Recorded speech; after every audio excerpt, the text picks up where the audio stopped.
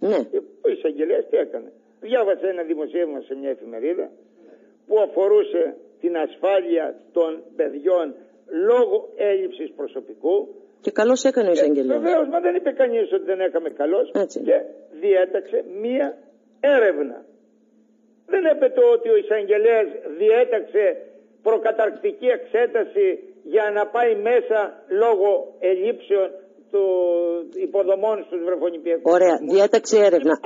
Λοιπόν, το υγειονομικό πήγε εκεί. Τι είπε το υγειονομικό?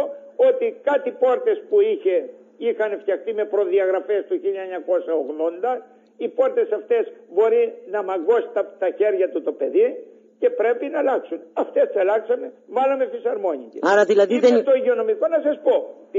Είπε το υγειονομικό ότι οι λεκάνες των παιδιών, οι μικρές λεκάνες, δεν έχουν καπάκια και πρέπει να μπουν καπάκια.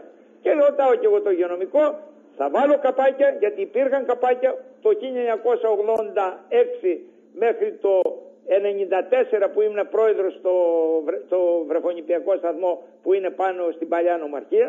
Λοιπόν, υπήρχαν καπάκια.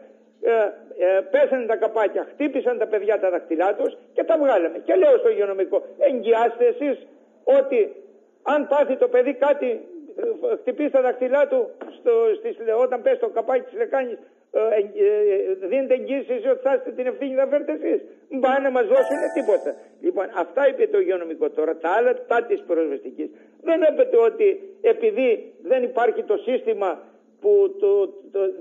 των καινούριων παιδικών σταθμών που γίνανε πριν από 2-3 χρόνια, ότι οι άλλοι βρεφονιπιακοί σταθμοί δεν έχουν σύστημα. Ωραία, άρα λοιπόν λειτουργούν τα πάντα με ασφάλεια. Απλούστατα να σας πω ποιες είναι οι ελλείψεις τις οποίες θα καλυφθούν σήμερα ή αύριο. Μέχρι τη Δευτέρα το πρωί που θα ανοίξουν οι παιδικοί σταθμοί.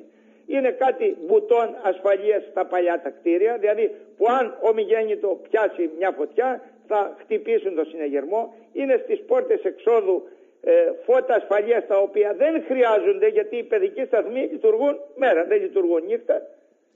Κύριε Δήμαρχε. Και είναι να σας πω, και είναι και ένα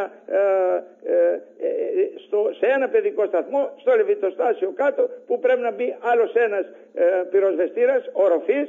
Έχει πυροσβεστήρα οροφής, αλλά μας λένε καλό είναι να μπει άλλος ένας πυροσβεστήρας οροφής. Εγώ κλείνοντας τη συζήτηση, θέλω να σας ρωτήσω το εξής. Δηλαδή, έπρεπε να παρέμβει ο εισαγγελέας για να αντικαταστήσουμε κάποια πράγματα, να γίνουν κάποια. Και ποιος σας είπε ότι εμείς πρωτού ο εισαγγελέας ασχοληθεί με το θέμα, ότι δεν ασχολήθηκε η Δημοτική Αρχή? Και η παλιά Δημοτική και η δεύτερη Δημοτική Αρχή.